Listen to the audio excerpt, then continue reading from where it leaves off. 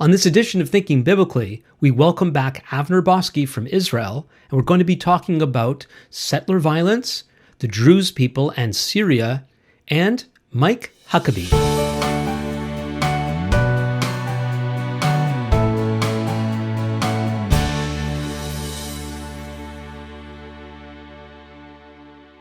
Welcome to Thinking Biblically. My name is Alan Gilman. Thinking Biblically is a podcast dedicated to exploring how all of Scripture speaks to all of life. Before I introduce my guest, I want to remind everyone to please, if you haven't done so already, please subscribe to my YouTube channel. And also don't forget to like and to share, review. All this really, really helps. Avner Boskey has been a regular on Thinking Biblically, helping us to understand what's been going on in Israel and the Middle East. He's been doing that here even before the terrorist invasion of Israel on October the 7th, 2023. Originally from Montreal, just like myself, Avner is a Canadian Israeli Messianic Jewish teacher. He's a writer and musician who provides an insightful, biblically based view of God's heart for Israel and the Middle East. I encourage everyone to sign up, if you haven't done so already, for Avner's newsletter, and how to do so will be included in the description. Welcome back, Avner. It's so good to see you. It's good to be here with you again, Mr. Allen. So from where I'm sitting and far, far away from you, and by the way, we're recording this on Wednesday morning, my time here in Ottawa, Canada.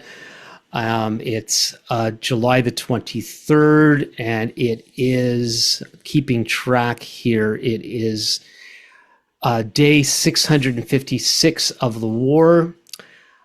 So for where I'm sitting, things look like they become crazier than ever and more complicated than ever. What are you seeing?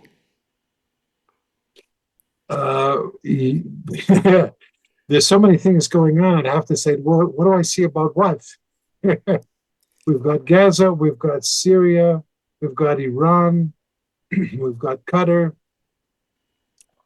We've got Huckabee. I'd like to. We're going to talk about Huckabee and his comments eventually. So do you pick? Let's start with Huckabee. Okay. He's an American. Yeah. So do you want to give some background about who he is and what he's doing and what he's saying and why in the world is he saying it? Sure. Mike Huckabee is a American. He's a Pentecostal preacher background, plays bass, country music.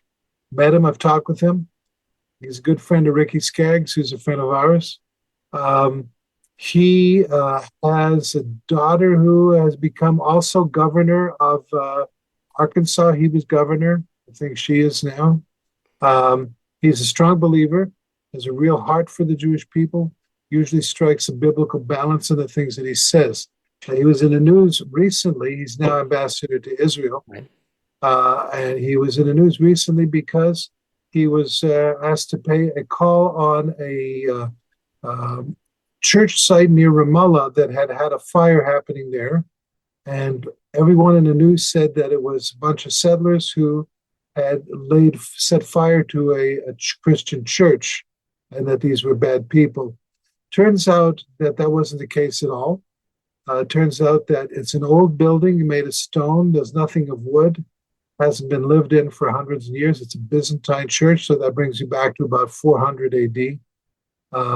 There was no fire there at all. There was a fire outside the precincts there of some weeds which had burnt across from a stairway leading up to that site. And based on security cameras and stuff, it turns out that settlers were trying to put out the fire. It was a small fire, but it was not a church burned down. It was not an attack, and it wasn't that. Now, where the fire came from, it's hard to say.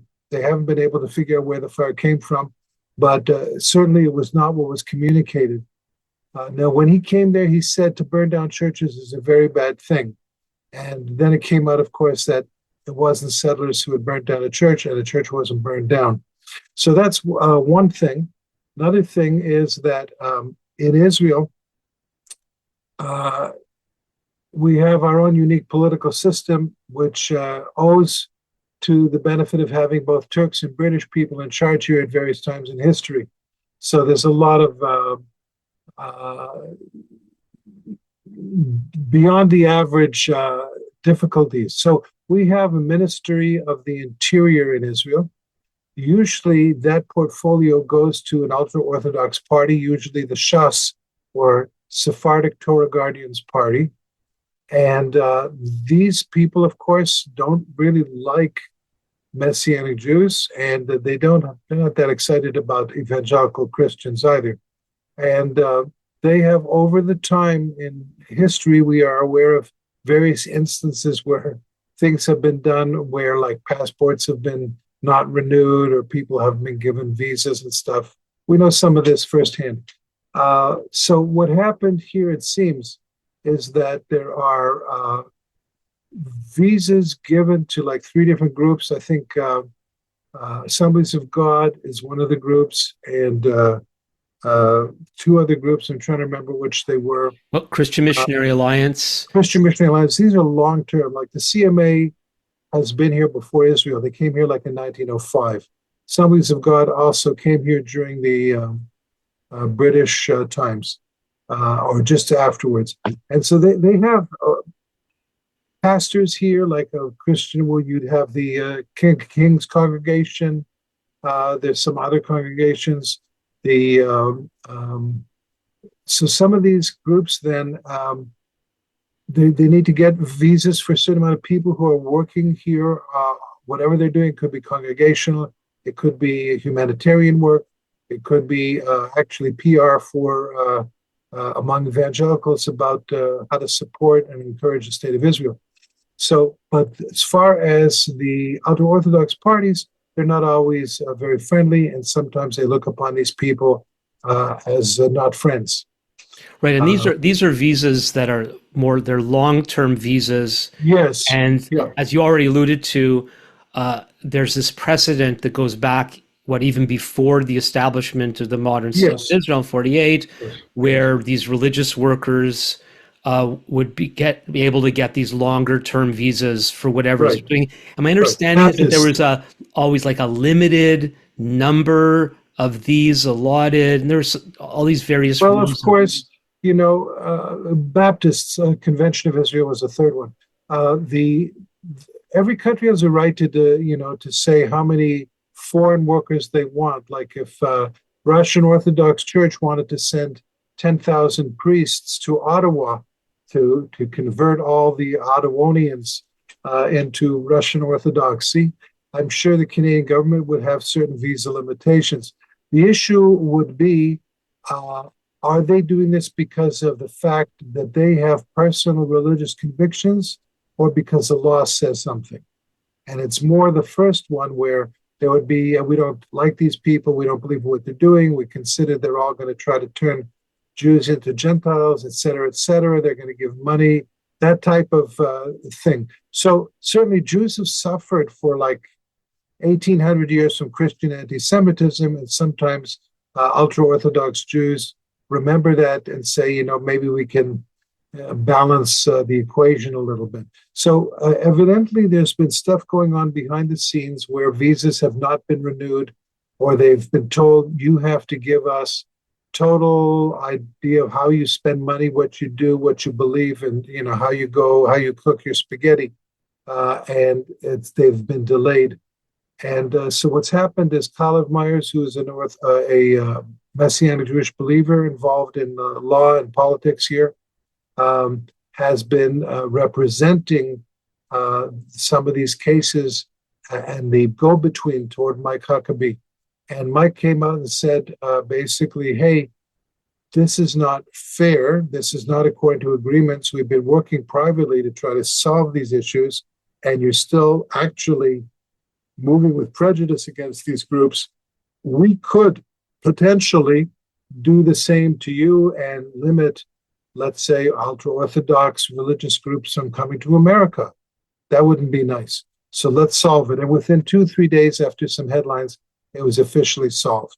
So that's the background behind it. It's not, these things have been going on for years. I'm aware of these things personally since 1985.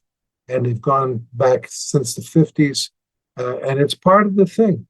It's part of what's involved in this incredible ingathering, where you put all these different Jews together with all their different beliefs, and hopefully they're all going to keep the law just like they do every day in Canada and America. I haven't seen the report about this being resolved. If It takes longer for news to get to Canada. yeah, I think the internet is slower. yes. If you see anything, you could send me a link to that. I'll make sure. Jerusalem Post Okay. yesterday.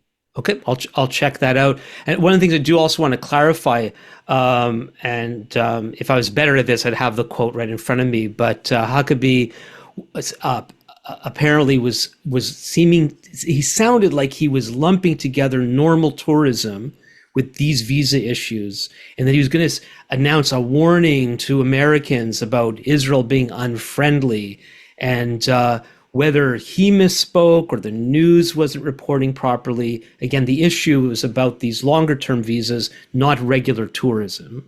Learning how to read news media is an art. And usually newspapermen are interested in screaming headlines. And sometimes you read the headline and then the article and they're not the same.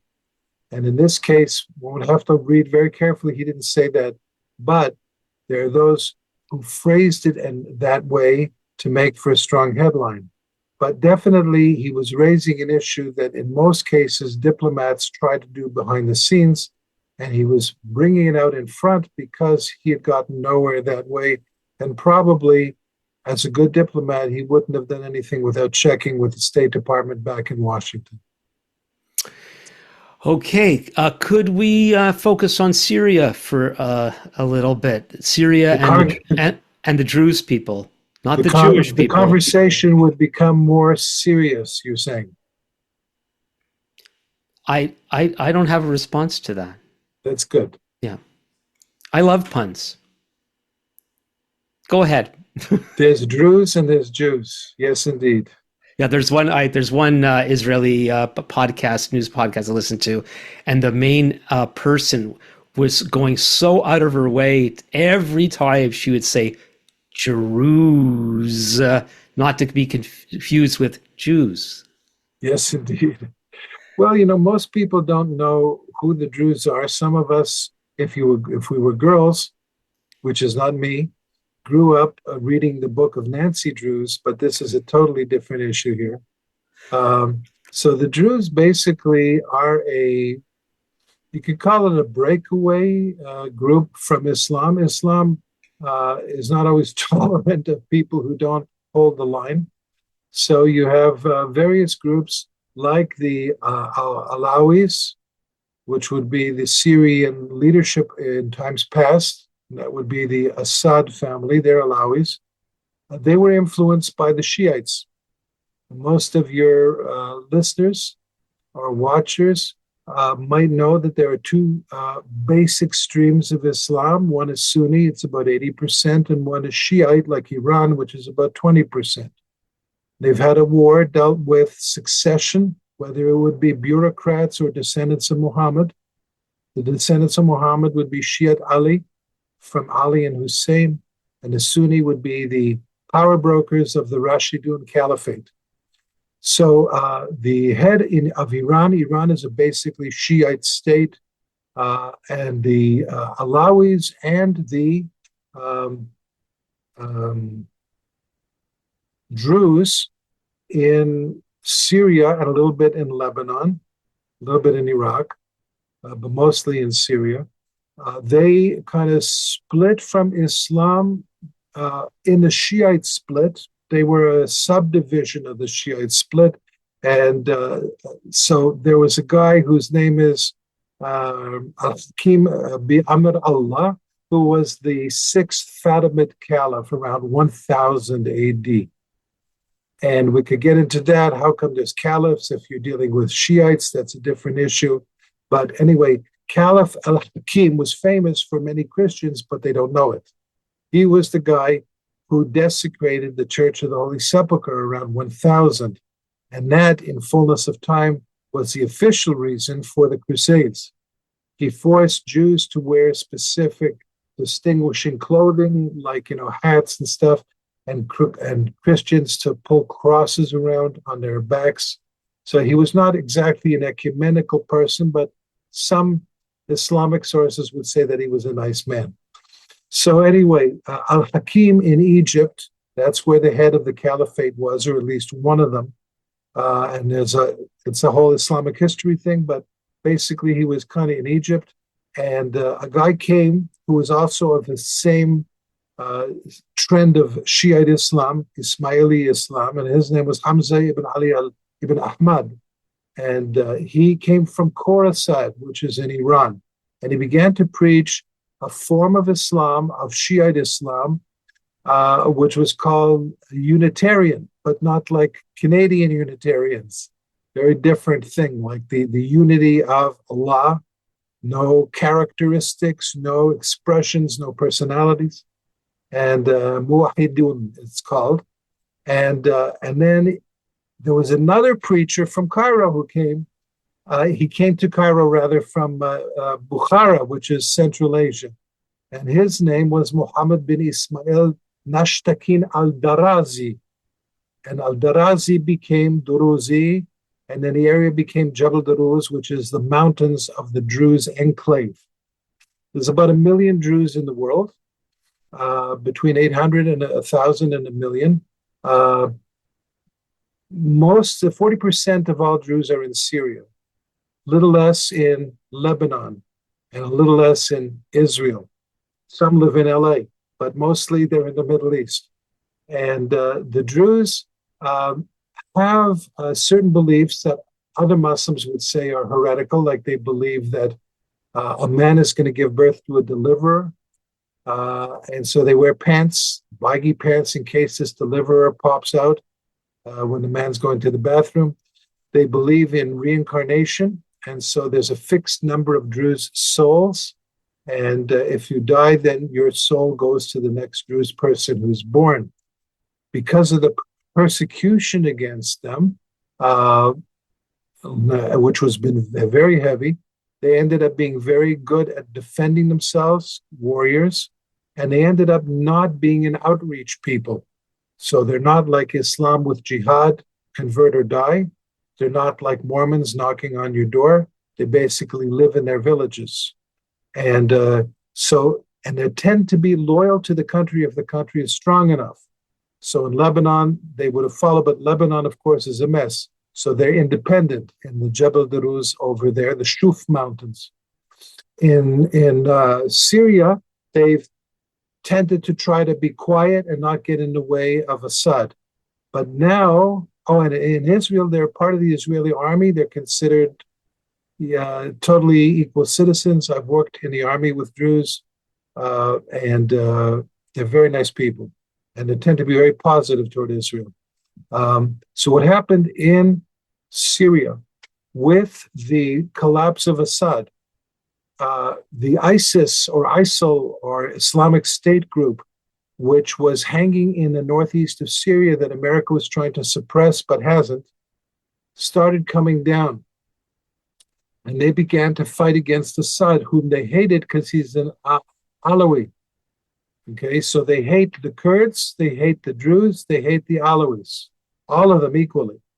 They call them dogs. You can see videos, unfortunately, of people being murdered and raped and run over in the past couple of weeks, where they're saying takfir, Allahu Akbar. In other words, you're an unbeliever and Allah is greater actually in Islam, in Arabic. And so they've been literally since January. This group now is in charge of Syria. Okay, this is the Julani group. Used to be called the Hayat al-Tahrir al-Sham, which means the group for the liberation of the Levant of Syria. And they are Al-Qaeda. They were a sworn member of Al-Qaeda. And the head, Julani, sworn member of Al-Qaeda. They changed the name, and they've been getting support from Germany, Saudi Arabia, 4 billion just today, America, France. These are Al-Qaeda people. So they've been guilty of documented and available terrible, terrible crimes of rape, torture, murder of women, children, kind of like October 7th, kind of like 9/11. So they said, oh, we've changed, but they haven't changed. This is a terrible thing where people who are interested in developing financial investments in Syria and using Syria as a kind of a bridge between the East and the West are willing to turn a blind eye to Al Qaeda with a new name in Syria, like they turned a blind eye to Hitler prior to World War II. A lot of American, British firms were invested in Hitler. And same thing is happening right now. That's my introduction. That's the introduction. So just to clarify one thing, when you mentioned their full name and you translated, you referred to Levant and then you said Syria, but the Levant is the whole, like from Syria all the way to the border of Egypt, right? Yeah, it's a non-Arabic word. It's a Western word to describe the area of Syria, maybe a little bit of Turkey. It depends, stuffing on the side if you don't like Turkey. Oh, yeah. Avner. But it's and there is their agenda still that whole to take over that whole area? Is that a Jihad's agenda is to take over the whole world. Right. They're all very clear about that. So Turkey is actually one of the main bankrollers of Giuliani. Qatar is another one of the main bankrollers. Now you have to add Egypt, Germany, France, Saudi Arabia, and America. They're all giving money to Al Qaeda. Now, Al Qaeda was originally set up by America, or at least given a big boost, to fight against the Russians in the Afghan war. So this is nothing new, but it would have been nice if people in the West learned something from what happened there, because these are 9/11 people. And the people who America helped in Afghanistan ended up attacking America in 9/11. Okay, so you're going to talk about the Druze in particular now? Yeah, so the Druze have communities in those three areas: northern Israel, southern Lebanon, and western and southern Syria. And they have been, after the Alawis were attacked, what happened is Giuliani, head of Syria, said, oh no, this is not our people. These are just some people who got out of control. They didn't understand what was happening. And we'll find the guilty people and we'll make sure they get punished. Nothing has ever happened, and it's continuing. And now it's moved from the Alawis to the Druze. And the next people are the Kurds, who live also in the northeast of Syria, and they live in the north of Iraq. And they're the original Assyrians from the Bible, the Kurds. The Druze are Arabs, but they're a certain group of Arabs who are kind of like Amish. You could say the Amish are Americans, but they are different, Americans. So there you go. So that's kind of what's happening. There's, again, for those who go on TikTok and stuff like that, there are atrocity snuff films showing what's happening every day there. There was a small group of Protestant Druze. They became Protestants, believers. The whole family was killed, I think about 14 people, including a pastor. People have been thrown out of 5-story buildings, marched down the street and shot, being called dogs, and this is kind of going on all the time. Now, Israel has a significant Druze population, 100,000 in the north, and they have family on the other side of the Syrian line. And they're saying, what's happening? Our people are getting slaughtered. You had October 7th. Aren't you going to help us? And Israel said, yes, we are going to help you. So when jihadi forces started moving down toward that area of Sueda, Israel warned Giuliani, said, stop it, or we're going to have to get involved. Nothing was stopped. So they sent air forces to hit, the Israeli Air Force, to hit the armored personnel carriers and tanks. And then they eventually bombed the front gate of the presidential palace in Damascus. And they said, oh, we don't know how it happened. They're not part of our group. We're very sorry. It's going to stop immediately. the massacres were still continuing every day, every day, every day. They would go to the Druze elders who have these long white beards, and they would literally, like the Nazis did to Jews in Poland, they would actually cut them off with scissors and razors and rip them off and often kill the people afterwards. Uh, so, yeah, this has been going on, and Israel has now been accused of participating in terrible war crimes against Syria because we're stopping Al Qaeda from killing Druze and doing genocide against them. That's what you're hearing on Canadian news, basically. Can you attempt to explain to the Western mind what motivates a group like the leaders of Syria to want to exterminate another people? Why? The Druze tend to be loyal to the local government. If it's, as you said, if it's stable, they keep to themselves. They have no proselytizing philosophy. They're not trying to expand their community in any way, and they're being slaughtered. Like, what drives anyone to do something like that? This is a great question, and I would say it's a very Western question. Basically, any student of history would say that's really not what happens in history. This view of pacifism and everybody wants to just kiss each other is a post-World War II view. Prior to World War I, a little bit, but it didn't last long. People, this is the human nature. This is what war is. And when you talk about jihad, this is what jihad is. It's very, very clear. You can read in the Quran, you can read in the Hadith. It says basically, strike terror into people, enslave them, kill them, take the women as your fair booty, kill the men if they're not willing to convert. This is what they believe. What is amazing is this can be found on any Google search, and yet people are not aware of it or don't believe it. And so when something like this happens, it's like, where did this come from? Well, it was here yesterday. So people are not really tracking with what's going on in the world, with human nature, and in the Middle East.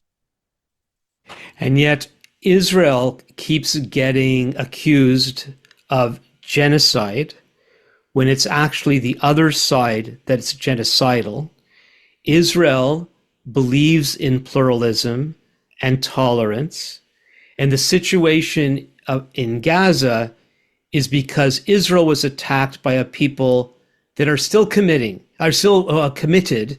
to repeating October 7th again and again and again.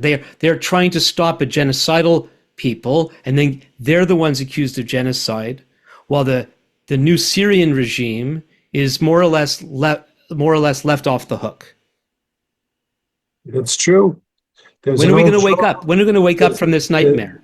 There's an old joke about a man who orders 2 sides of hummus. And he said, why did you do that? He said, well, because it's homicide.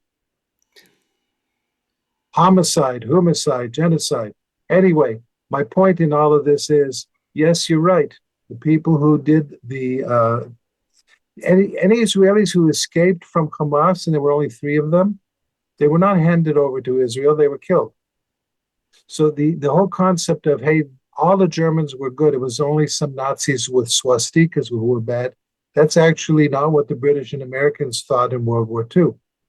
And when they went after Leipzig or other towns of, dealing with trying to end the war, or in Japan, they said, hey, you're on the other side. Unless you give up, you're in trouble. No one's saying, let's hand the Israeli hostages over and end the war. They started the war. They don't hand the hostages over. Israel's guilty. It makes perfect sense if you twist it.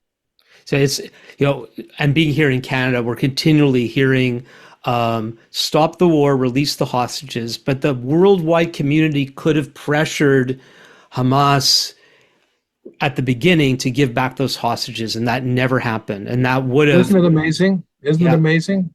It's something so clear. Give back the hostages, no battle. Right? But that's the point, unfortunately, is the prejudices, anti-Semitism are so strong, both from Christian roots and Islamic roots that people can't think straight. They're really spun. And it kind of reminds one of Walter, whatever his name was, the famous newspaperman who won the Pulitzer Prize for the New York Times. He went to Stalin's Russia and reported that everything was just like heaven there. And then it only came out afterwards that he hid about what's called the Holodomor, the mass famines that Stalin was doing in Ukraine, so that he could sell Ukrainian wheat for American dollars. And millions of people died, and no one paid attention. And the newspaper man got the Pulitzer Prize. It's history repeating itself. So now let's move to a topic that I've been wanting to get you to speak about this for a long time, and it's in our news more than ever. And it's this thing called settler violence in the West Bank or Judea and Samaria. And I know you could talk for hours on giving the background and then commenting on the occurrence. So it's as succinctly as you can and relevant to what's going on at this time. Can you fill our viewers and listeners in on what's this settler violence all about and what's the proper perspective? Yes. Well, first of all, we know Jews never sin. Well, yeah, of course. So I'm being sarcastic. Yeah. I knew that. There are some who sin. I know I do. You do. We're Jewish. That's right. In Hollywood movies, they used to talk about who has the black hat and who has the white hat in the Westerns. The black hat, that's the bad guys. The white hat, that's the good guys. The same thing is what the media is doing with settlers. There's a settler community of which there's maybe a few people who are kind of crazy, a few people, right? Like there are some Christians who are racists, right? But to say that if you're a racist, you're a Christian, that would not be actually accurate. Do you want to, can you define settler before you move on? Yeah. So give people some context here. A settler in Hebrew, it's much easier. Anyone who lives in Israel is a settler, okay? The term is used today to say people who are living on the other side of the Green Line, which was a ceasefire line in 1948 or 67. But a settler literally is anyone who settles. It's a term the Bible uses for Jews living in Israel, mityashev. So it's actually Jews who are living in the Promised Land. Now, years ago, people said Jews shouldn't live in the Promised Land. They shouldn't live in Tel Aviv or Jerusalem or Haifa. But now that they're living there, now they can't live in the rest of the Promised Land that God promised them. And even some Christians who believe in the Bible have now thought about this. They're saying, oh, if you leave Tel Aviv, somehow you're crossing into like the Berlin Wall to another area. This is all part of the land God promised us. Now, I used to live on the east side of Jerusalem in Ma'ale Adumim. So you could say I was a settler. It was a bedroom community of Jerusalem. But what's happened is the world has taken, or the media, and said Jews are not allowed to live in the Promised Land. Good Jews in Tel Aviv, bad Jews 10 miles east of Tel Aviv. And having said that, there are those who have a biblical vision. Okay, they see what the Bible says and they say, I'm an Orthodox Jew and I don't want to just live in Tel Aviv. I'd like to live in the rest of the Promised Land because God is restoring us to the whole land. And the world says, you can't do that. That belongs to another nation. Well, when did that nation ever be a state? It never was a state. Palestine never was a state. But they're saying, no, we know that you can't live there. Therefore, if you live there, you're evil. Now, there are some Orthodox Jews, not many, but some, who maybe wouldn't be that friendly to me and maybe not that friendly to some Arabs. There are a lot more Arabs who wouldn't be that friendly to me, but there are some Arabs who are very friendly with me. So I'm not going to say all Arabs are this way or all Jews are that way, but the media does that. And so we're talking settlers, we're talking about the Promised Land that God promised to Abraham, but don't you dare live in it. Why? Because we think it's wrong. Or falsely, we think there's going to be peace if you leave it. But we don't understand that according to the jihadi perspective, it doesn't matter where we live, we're fair game. Yeah, so let's quickly qualify something here.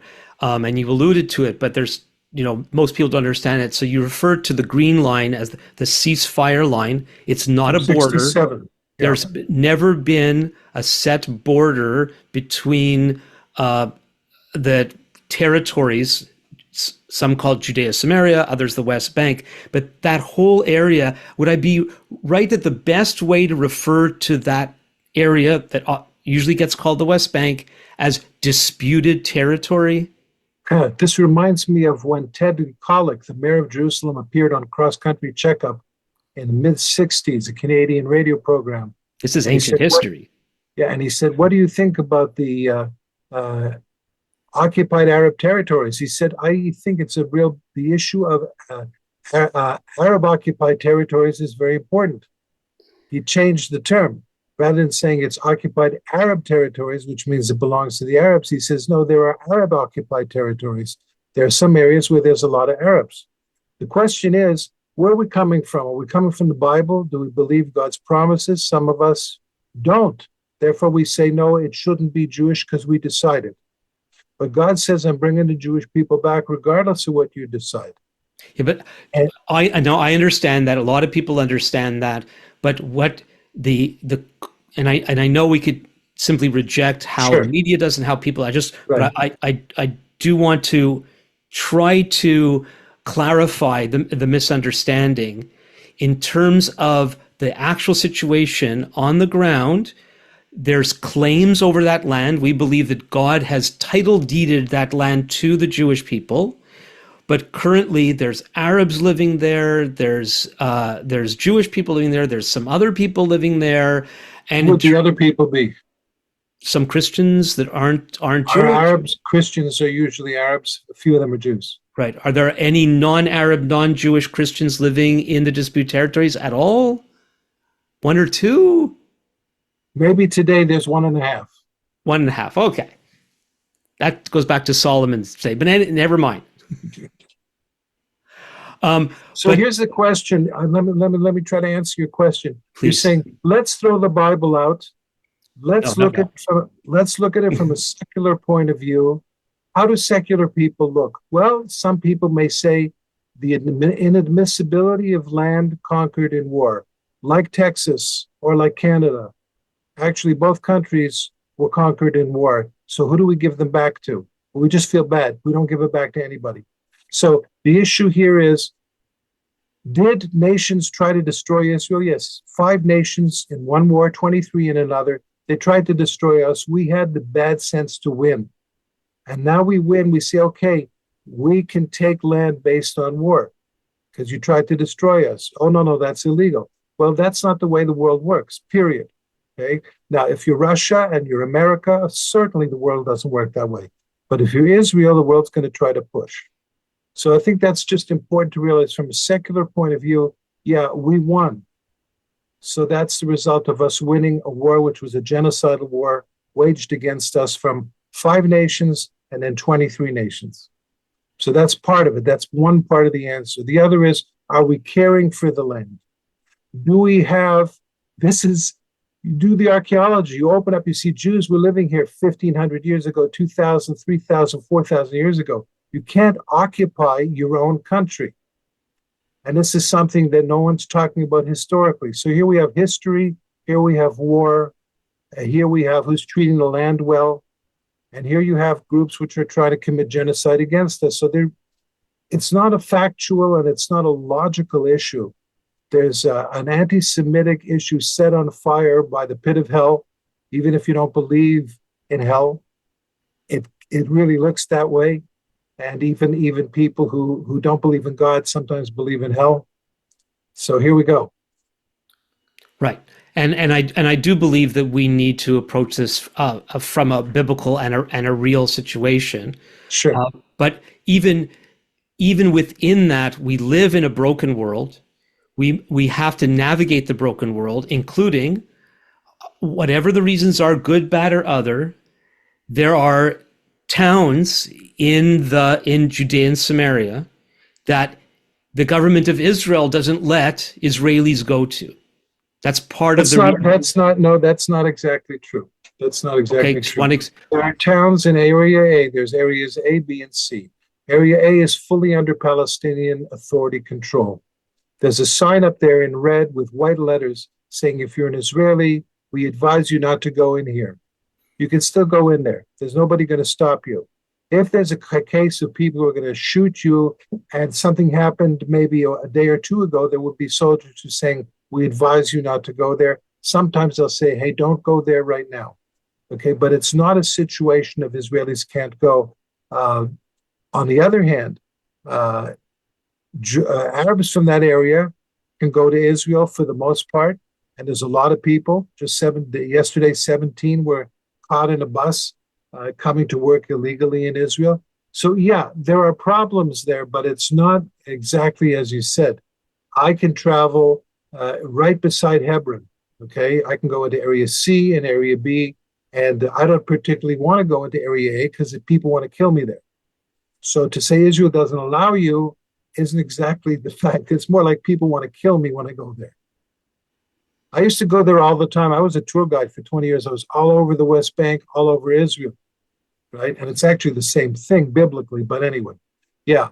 So okay, it's in the mind from an Israeli perspective, how are the people that live in that part of the land? How does Israel see them? Do they see them as any different from yourself living on your side of the Green Line? It's kind of like, do Jews and Arabs like to live together? Now, how many Jews live in Saudi Arabia? None. How many Jews live in Syria? None. How many Jews live in Lebanon? A handful. Why is that? Well, because the Jews there were either massacred or they were forced to leave. So in Israel, you have cities like Jaffa, Tel Aviv, like Haifa, and like Jerusalem, where even Tiberias, where you have mixed Jewish Arab population. But the tendency is most Arabs don't want to live with Jews. And this is a whole Islamic thing, and there's a lot of different issues involved. And many Jews, especially Jews who've come from Arab countries where they've lived with Arab people, say, hey, these people massacred my relatives. I don't really want to be in such a situation again. So it's not a Pollyanna Goldilocks type of thing. You're dealing with wars in the Middle East where Jews have been slaughtered. Right now, there's nearly no Jews in any Arab country. Which it wasn't, and for our listeners, it wasn't always that way. There were major Jewish communities in those countries. Yeah. Until it became impossible. Exodus. 750,000 Jews were kicked out of Arab countries in 1948 to 1956. No one's talking about that because Israel took them in and blessed them. Right. And they weren't forever refugees like the so-called Palestinians are. Back again. So you mentioned about the word settler. Everyone in Israel is technically a settler, but what makes the people on the other side of the Green Line identified in that way? And why have they been given a bad reputation by the media? Well, I would say that both the media and the people on the other side of the line are coming from the same place, which is they don't feel Jews have any right to be in that area. There's very interesting clips done by people who've gone into Ramallah and have interviewed people, and they say, what if Jews don't live in the West Bank? Is that all right? And they said, no, they need to be gone from all of Israel. Okay, very clear, like all kinds of people. So it's not like if we only don't bother them, they won't get angry with us. No, they're angry. They've been angry for a long time, and it's religious. It's based on the beliefs of what it says in the Quran and the Hadith. Sorry, I had to put the volume back on. So we're back again. You mentioned right at the beginning of this segment that there. Just like all people, there's some bad apples within our community, just like any other community. And is that the answer to the settler violence problem? There's not much of a settler violence problem. There are occasional things. If you actually could put a chalkboard up and say how many rocks are thrown at buses and cars and kids, how many shootings are going on against Jewish people driving on those roads versus how many settlers have done this, you'd find that it's probably like a 95% to 5%. But it doesn't make the news in the same way because the news says you've got the black hat, you've got the white hat. The Palestinians are the white hats, the Jews are the black hats. It's connected to the God of Israel, who's a nasty God. If you want to do theologically, this brings you right back to Marcion from the 2nd century, who said, get rid of the Jews, get rid of the Old Testament. The God of Israel is a vindictive God. And that effect of Marcion still is live for us today in the church. Okay, so basically it's a lens of anti-Semitism that's causing a skewed view of the situation. And it's colored by jihadi beliefs, yes. Yeah, and I would encourage people, if you are interested in this subject, to dig a little deeper and see what things are actually reported as "quote unquote" settler violence. It's not exactly what the media makes it look to be. A good example, by the way, in Gaza, they said the Jews rocketed an Arab hospital. Israel presented the signals intelligence recordings of Islamic Jihad saying, oh, it's our rocket, we just hit a hospital. And right. How many people in the news are aware that that was distorted? It's like the casualties are all from what they call Gazan Health Ministry, which is a Hamas health ministry. So, it's like getting your news from the Nazi high command. Right. There's a, I don't know, is it a weird part of me that on some hand, maybe I shouldn't feel bad for people being fed lies and believing lies. Most people don't have the time. A lot of people don't have the wherewithal to do the work to break through some of this stuff. I was watching a TED talk from the TED gathering in Vancouver in the spring, and he basically told people, get off social media. It's not helping you. To know what's really going on actually takes work, and the media, and even the traditional media, new media, often hinders more than helps.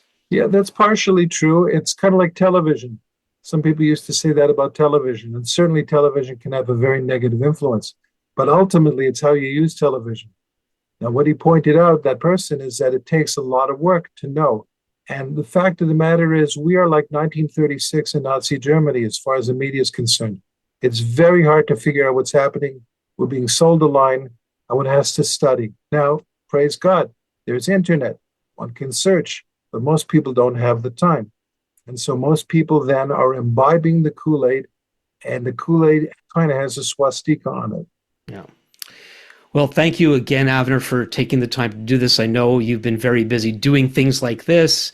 When you read Avner's newsletters, he puts a lot of work into what he shares. You could hear that in some of the what I often think are simple questions, and then he gives a lot of great background. It does take a lot of work, and Avner's willing to do that work. So I do recommend you signing up for his newsletter, and I'm going to put, as usual, that information in the description. So again, Avner, thank you so much. May God's blessing be upon you and your family, and continue to give you all the strength and the chutzpah you need to keep on going. It's great to be with you, Alan, as always. Blessings on you, your family, and Canada. Thank you so much. So as I said, if you haven't done so already, I encourage everyone to sign up for Avner's newsletter. You could do so by going to his website, which is davidstent.org. That's davidstent.org, davidstent.org. And on just about any page there's a form where you can sign up, and I don't think you will regret that. Also, if you haven't yet subscribed to my YouTube channel, please do so right now. Also, feel free to comment. Please like and review and so on. If you want to contact me directly, you can do so by emailing me at comments@thinkingbiblically.org. And I would really appreciate if you would consider supporting my teaching work. Thanks to those who are already doing so. It'd be wonderful if you would consider doing that. And so until next time, this is Alan Gilman with Thinking Biblically.